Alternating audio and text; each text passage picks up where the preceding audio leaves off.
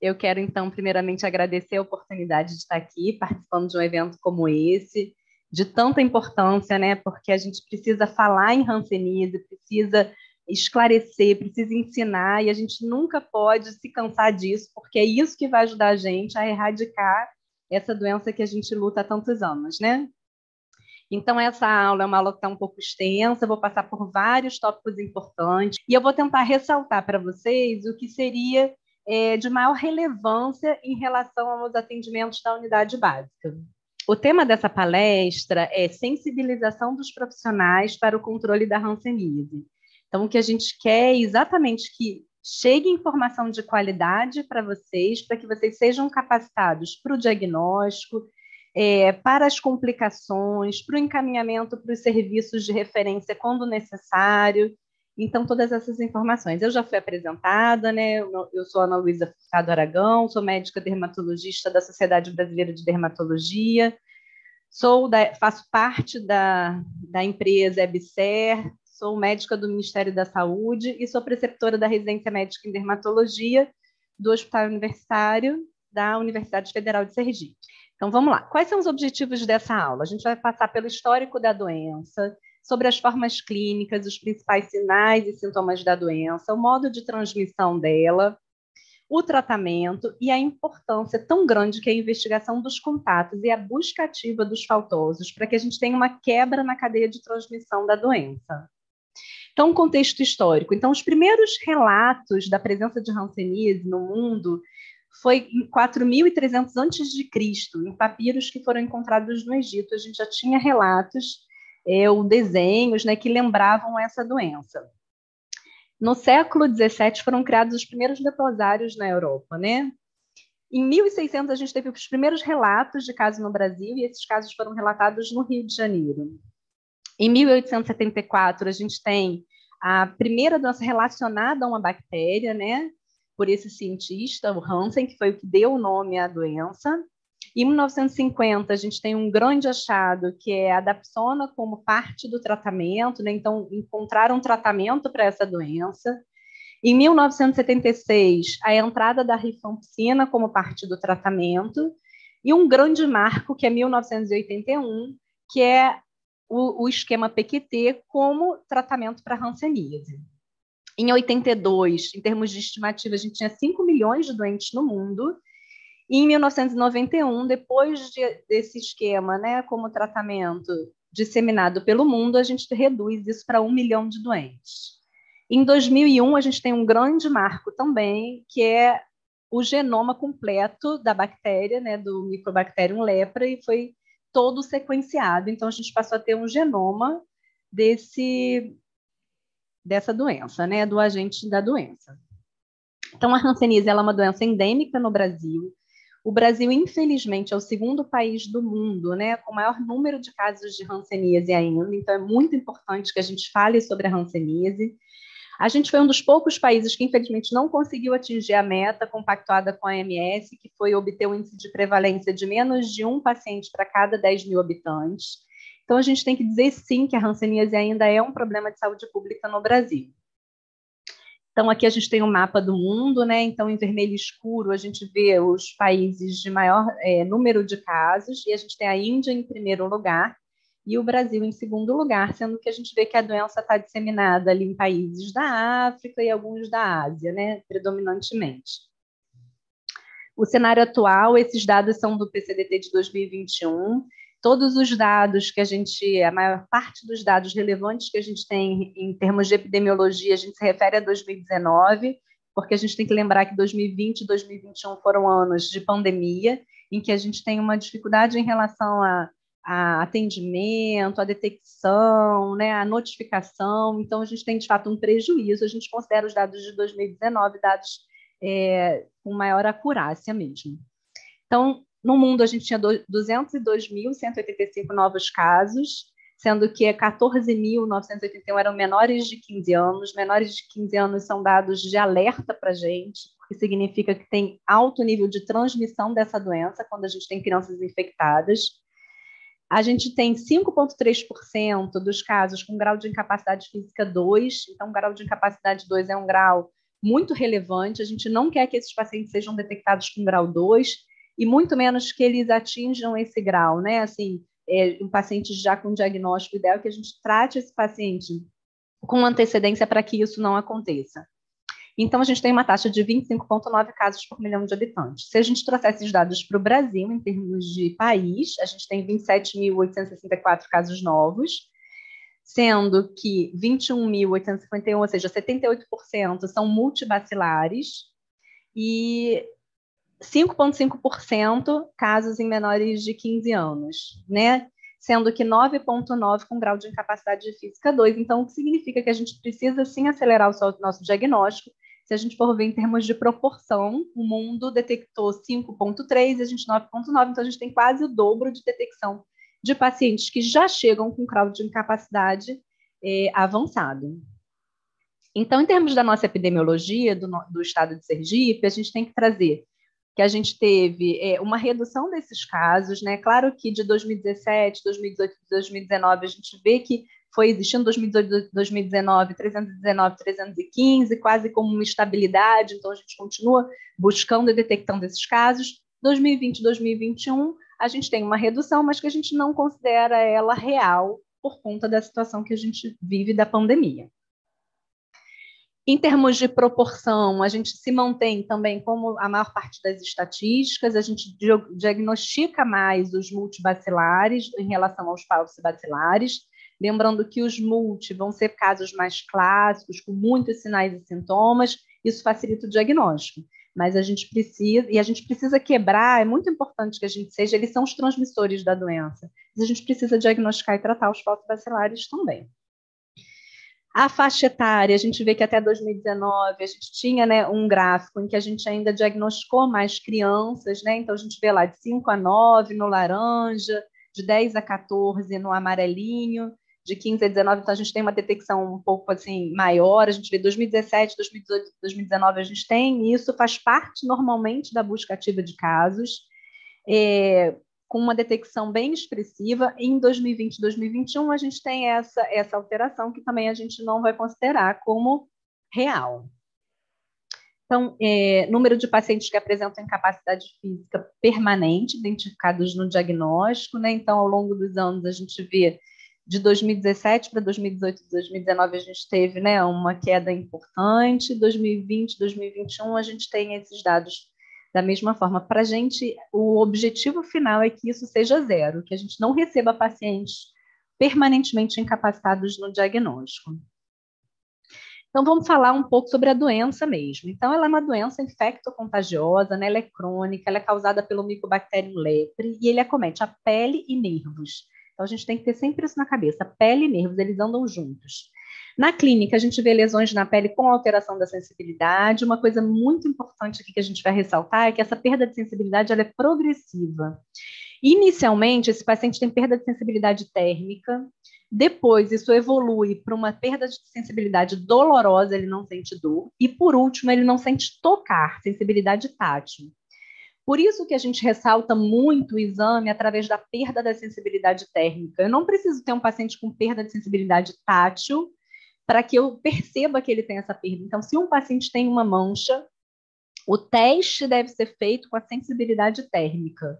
E a gente vai chegar, eu vou falar sobre isso um pouco mais para frente, quando a gente entrar numa parte de diagnóstico propriamente dito, mas eu quero que vocês tenham isso na cabeça. Perda de sensibilidade térmica, a gente já vai diagnosticar esse paciente como hanseníase.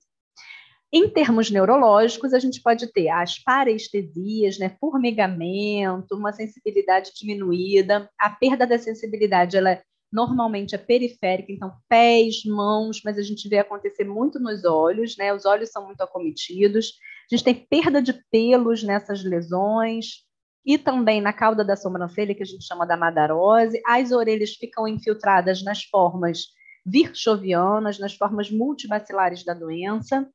E, por último, a gente vê se estabelecer as deformidades, e a mão em garra é um grande estigma de deformidade da hanseníase. O período de incubação dessa doença é muito longo, né? Então, a gente estima entre 2 a 5 anos para os paucibacilares e 5 a 10 anos para os multibacilares. Os transmissores são as formas multibacilares, que são os virchovianos ou o borderline. Eu vou passar um pouco sobre essas formas clínicas e vou falar também sobre como a gente facilitar essa classificação em termos da unidade. Lembrando que a transmissão da hanseníase ela é respiratória. A carga bacilar recebida influencia na evolução da doença, de quem recebeu e adoeceu pela doença. Lembrando que, estatisticamente, homens são mais acometidos e, inclusive, tem mais a forma multibacilar. E o que eu ressaltei para vocês, a gente lembra de novo que casos em crianças apontam para alta endemicidade e transmissão ativa na comunidade. Então, se a gente tem crianças, a gente precisa buscar como que essa criança se contaminou, quem foi o caso índice dessa família. Essa busca é muito importante. Então, aqui a gente vê algumas fotos, né? Então, essa placa eritematosa, né, infiltrada, uma mão em garra já estabelecida como sequela. Então, a gente vê ali uma lesão, né, provavelmente traumática, porque esse paciente não tem sensibilidade. A gente vê reabsorção óssea, deformidade permanente. Nessa foto abaixo, que tem uma mancha esbranquiçada, a hanseníase indeterminada. Então, às vezes, a hanseníase ela começa dessa forma. É muito importante que a gente olhe essas lesões e lembre de fazer o teste de sensibilidade.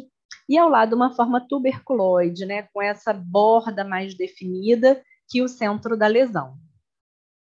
Então, o parasita, o Mycobacterium lepra, é um parasita intracelular obrigatório, ele vive em macrófagos e células de Schwann, atinge a pele, normalmente locais frios do corpo, que foi o que a gente falou, extremidades, né, e nervos. A reprodução é muito lenta, divide-se a cada 11, 16 dias, tem uma alta infectividade e baixa patogenicidade. Então, ele infecta muito, não necessariamente a pessoa que recebeu fica doente, porque ele tem baixa patogenicidade. Globias, vocês vão ver a gente falando sobre esse termo, é o aglomerado de bactérias dentro dos macrófagos. E o PGL1, ele é exclusivo do Mycobacterium lepra. A gente sabe que ele tem um neurotropismo e isso confere também resistência a essa bactéria. A forma de transmissão, então, ela é transmitida através do contato íntimo e prolongado. Então, a gente fala que são pessoas que convivem na mesma residência ou que convivem diariamente. Então, por exemplo, a gente tem casos de crianças que passam o dia com algum familiar que cuida dessa criança e ela volta para casa para dormir. Então, esse familiar, muitas vezes, não reside naquela residência, mas tem um contato íntimo. Então, sempre que a gente for atrás da busca ativa dos contactantes, a gente tem que lembrar contato íntimo e prolongado. Então, pode ser um contato social muito intenso ou as pessoas que residem na residência, né? E é transmitida pela via respiratória. A fonte de infecção é o paciente multibacilar não tratado. Quando esse paciente, a partir do momento que esse paciente passa a tomar a primeira dose, 4 dias depois, ele não é mais transmissor da doença. O período de incubação é longo, como a gente falou, né? E essa média de 2 a 5 anos. Então, esse paciente entrou em contato. Anos depois, ele desenvolve a doença. E a gente tem que lembrar que a gente precisa retroagir na pesquisa também dos contactantes. Eu vou ressaltar isso muito com vocês, porque isso é muito importante para a quebra da cadeia de transmissão. Como funciona a imunidade, né, da hanseníase, a resistência? A maior parte da população tem imunidade celular específica, uma resistência específica contra o bacilo da Hansen, né? E essa resistência é hereditária, então você nasce com ela ou nasce sem ela, tá? O teste de Mitsuda é uma suspensão de bacilos mortos pelo calor e que a gente vê como se fosse a gente estima a imunidade desse paciente contra a hanseníase. Então, um Mitsuda positivo, a gente vê nas formas falcibacilares, formas que tentam reagir contra o bacilo, matar aquele bacilo dentro do organismo deles. Nas formas multibacilares, a gente não vê essa imunidade, e aí por isso eles evoluem para multibacilar. O teste Mitsuda atualmente é um teste apenas para estudo clínico, a gente não usa na prática em termos de saúde pública. Isso aqui é importante porque aqui eu mostro para vocês como que é a evolução natural da doença. Então, eu tenho ali de vermelho um doente bacilífero que não foi tratado. Ele entrou em contato com um indivíduo sadio. Então, o que a gente sabe? Que 90% desses pacientes não vão adoecer. Eles têm uma defesa natural contra o bacilo. Mas 10% vão adoecer, né? Então, nesse período de incubação, 2 a 5 anos, 2 a 10 anos, mais ou menos. Esses pacientes apresentam a forma indeterminada. Olha a importância de uma mancha branca se testar a sensibilidade. Vai começar ali, na hanseníase indeterminada. Da hanseníase indeterminada, esse caso vai se estabelecer de acordo com a imunidade desse indivíduo, se isso vai evoluir para cura ou para outras formas clínicas que a gente chama de tuberculose, as formas dimorfas e a forma virchoviana. Então, aqui, em relação às formas clínicas, a classificação, a gente tem a indeterminada, né, no início dessa cadeia, e ela pode evoluir para a forma tuberculoide, dimorfa ou virchoviana. A tuberculoide é uma forma que a gente chama de forma polar, é um polo da doença, dos pacientes falcibacilares. A forma dimorfa é uma forma intermediária e ela subdivide em dimorfa tuberculoide, dimorfa dimorfa e dimorfa virchoviana, e a forma virchoviana que é o clássico da multibacilar. Lembrando que a dimorfa tuberculoide é palsi, dimorfa virchoviana é multi. Essa classificação é uma classificação clínica que essencialmente na dermatologia a gente usa, mas não é a classificação ideal para a unidade básica de saúde, né? Eu vou explicar para vocês a classificação operacional no final dessa aula, que é a classificação que vocês vão usar para o atendimento do paciente. Como eu vou saber se esse paciente é um paciente, vou tratar ele como um paucibacilar ou como um multibacilar? E aí eu vou discorrer sobre isso no final da aula, porque agora eu vou falar sobre as formas clínicas. Vou mostrar para vocês fotos, vou explicar para vocês como são essas lesões, para que a gente aumente a acurácia de diagnóstico. Então, aqui é a indeterminada, que é uma mancha branca, como a gente falou. A tuberculoide à esquerda da tela, que é essa borda mais definida que o centro da lesão, muitas vezes infiltrada. A dimorfa, que são várias placas, muitas vezes tem um aspecto de queijo suíço, então uma borda mais esmaecida, mas o centro bem desenhado. É um paciente que está indo para um polo, né, saindo do tuberculose, indo para um polo virchoviano, e o virchoviano, que a gente vê essa face infiltrada, que a gente chama de face leonina, o lobo da orelha, né, a orelha como um todo infiltrada, é um estigma da forma virchoviana. Então, discorrendo um pouco sobre cada uma das formas. Então, a indeterminada é a primeira manifestação da doença, são máculas hipocrômicas, ou seja, manchas brancas na pele, que tem alteração de sensibilidade, lembrando do que a gente falou, que a sensibilidade térmica é muito importante de ser testada. Normalmente tem alteração de sudorese, pode ter distúrbio vasomotor nessa mancha, pode ocorrer a alopécia, a perda de pelo, se for numa área do corpo que tenha bastante pelo, alopécia parcial ou total. Esses pacientes têm baciloscopia negativa, então a baciloscopia não vai ajudar vocês no diagnóstico. Né? Então, o que vai ajudar é eu saber que esse paciente tem uma mancha branca com alteração de sensibilidade, ele é uma hanseníase. A histopatologia a gente costuma fazer no hospital, né? Porque a gente está dentro de um hospital-escola, então a gente tem uma série de né, alunos envolvidos nesse processo, não só os nossos alunos de graduação, os residentes de dermatologia, os residentes de patologia, então a gente tem uma importância em termos de ensino, mas em termos práticos, em termos de unidade básica de saúde, ela não é essencial para o seu diagnóstico. Na histopatologia, a gente vai ver especificamente um infiltrado perianexial inespecífico, um pequeno infiltrado de células mononucleares em torno do filete nervoso. Então, o que você tem? Tem células em torno do filete nervoso, né? Então, é isso que a gente vê basicamente. Células imunológicas, né? De imunidade.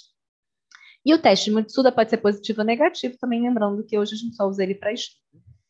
Então, aqui o exemplo, né? Uma mancha branca em qualquer área do corpo. No rosto, no tronco, em área dos nervos acometidos, né? Em área de nervo a gente costuma ver também.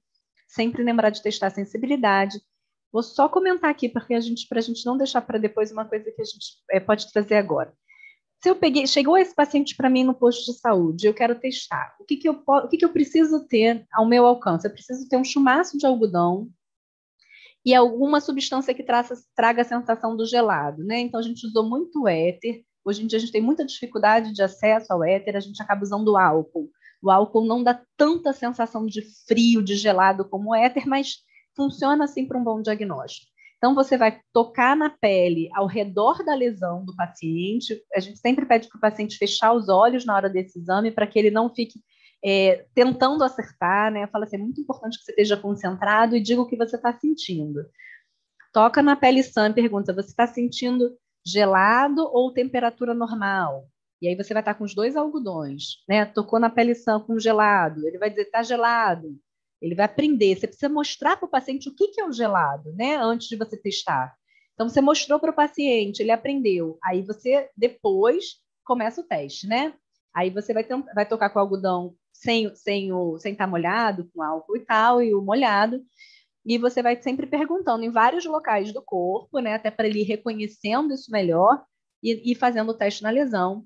Muitas vezes esse paciente tem uma perda de sensibilidade inicial. E ele até te relata, ou você pode perguntar o que é muito interessante, a sensibilidade, o gelado do centro da lesão é igual ao gelado do lado de fora, ou o gelado no rosto, a lesão é no tronco, entendeu? Para ele perceber essa perda, entendeu? E ele fala, não, aqui é menos gelado. Então, ele consegue te trazer essa informação, isso é muito importante. Em relação à hanseníase e tuberculose, a gente lembra que são placas bem delimitadas, de cor róseo eritematosa, róseo acastanhado. Os contornos dela normalmente são regulares, mas pode ser levemente irregular. Essas lesões são circulares, anulares, cercinadas geográficas, são lesões desenhadas. Em geral, são únicas ou tem poucas lesões, né? Lembrando que é uma forma paucibacilar, então você tem poucas lesões, essa distribuição pode ser assimétrica no corpo. Essa forma é uma forma que costuma ter comprometimento neural intenso, precoce e assimétrico. E a gente se preocupa muito com o comprometimento neural, porque ele é responsável por gerar incapacidade nesses pacientes. Distúrbios sensitivos de sudorese e vasomotores podem ser mais acentuados. A baciloscopia deles é negativa, porque eles são paucibacilares. Na histopatologia, a gente vê granulomas mesmo, granulomas, células gigantes, manto de linfócitos na periferia desses granulomas, e eles envolvem e invadem os filetes nervosos, destruindo esses filetes. O teste de Mitsuda, lembra, teste que vê imunidade, é positivo na forma tuberculoide. Então, aqui a gente vê uma placa eritematosa, né, bem delimitada. Essa outra foto, a gente vê até que essa borda da lesão ela chega a ser uma borda infiltrada. Então, esse é o tipo de lesão que a gente vê na hanseníase tuberculoide. Nessa outra foto, também mantendo isso, né? Então, a característica da lesão, a borda bem definida, ou essa lesão como uma placa eritematosa, tá? Nessa lesão da direita, a gente já vê uma forma borderline tuberculoide. Então, é como se o centro da lesão fosse bem delimitado, né? E vai esmaecendo essa borda. É mais difícil o diagnóstico, mas sempre lembrar, na dúvida, é uma mancha, eu vou testar a sensibilidade. Outras lesões para a gente ver na face também, placas avermelhadas, em região genital. Essa lesão do pé que a gente vê uma agulha, né? Então mostra que ele tem perda da sensibilidade dolorosa já na lesão.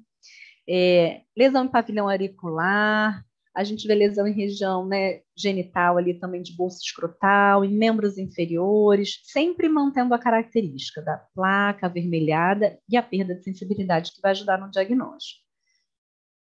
É importante, quando a gente fala em hanseníase tuberculoide, a gente lembrar dessa fórmula que a gente chama hanseníase tuberculoide ou hanseníase nodular da infância.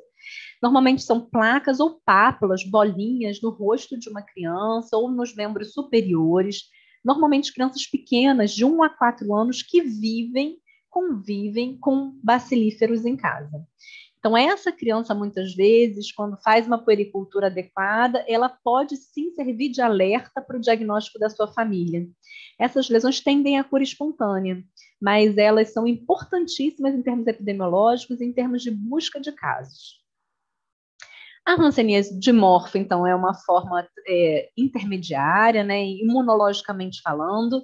São lesões em alvo ou anulares, que podem confluir, a gente chama de lesões em queijo suíço, com uma área central mais hipocrômica, ou seja, mais clara, ou uma área central aparentemente normal. A baciloscopia muitas vezes é positiva. Na histopatologia, a gente tem lá o granuloma, constituído de células macrófagos, células epitelioides, eventualmente células gigantes. E o teste de Mitsuda, na maioria, é negativo, porque a gente está indo para o polo multibacilar, está indo para o polo que não tem imunidade contra a doença. Então, aqui a forma dimorfa, como a gente falou, então o centro da lesão, ele parece um centro polpado, né? E essa borda mais esmaecida, múltiplas lesões já, falando a favor de formas multibacilares.